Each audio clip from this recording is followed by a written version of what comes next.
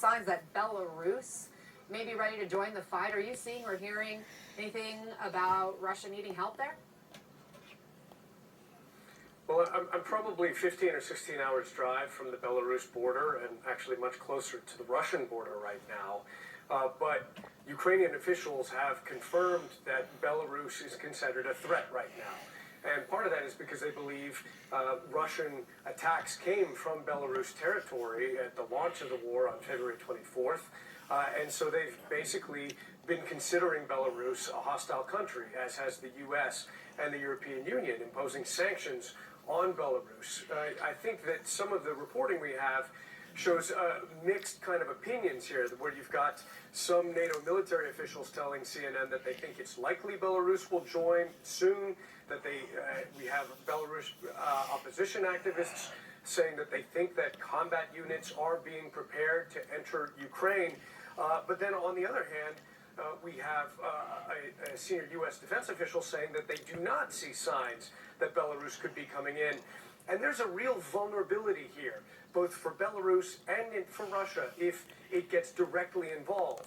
In 2020, Belarus had presidential elections, which were very controversial. There were mass opposition protests after accusations that the longtime president of Belarus rigged the elections.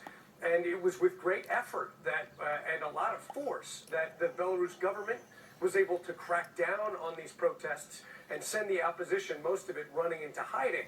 If soldiers from Belarus start returning to Belarus in body bags, the way we're hearing that Russians are returning to Russia, it could destabilize a country that is not terribly strong right now. And you have a NATO military official who's actually telling CNN, quote, "Does Putin want another unstable country in the region?"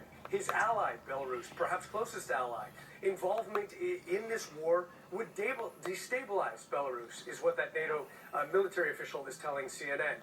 So it could be a double-edged sword. It could put more pressure on the Ukrainians, but it could also really hurt Putin's coalition, his alliance, on the home front.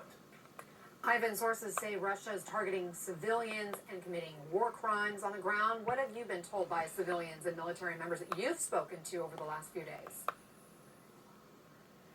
Civilians described to me sitting in basements in the port city of Mariupol, a Ukrainian port city, for weeks enduring Russian artillery bombardment and airstrikes, with no electricity, no heat, no running water, no internet, and no cell phone connection. And finally, after weeks of this and watching their neighborhoods being reduced to rubble, making a run for it through Russian front lines in their own vehicles, in some cases coming under fire from the besieging forces of the city. Mariupol, a city of more than 400,000 people before this war, which now has been under a modern-day siege for weeks.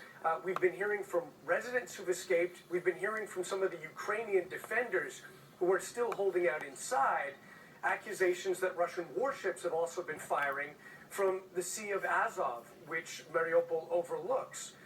And all of this is kind of, these are dumb munitions. These are not precision-guided munitions. These are tanks and cannons and warships just blasting a modern-day city. And that's one of the tragedies of this conflict, Anna, is that it is the cities and towns of Ukraine that are the battlefields here. And who feels the impact of that most?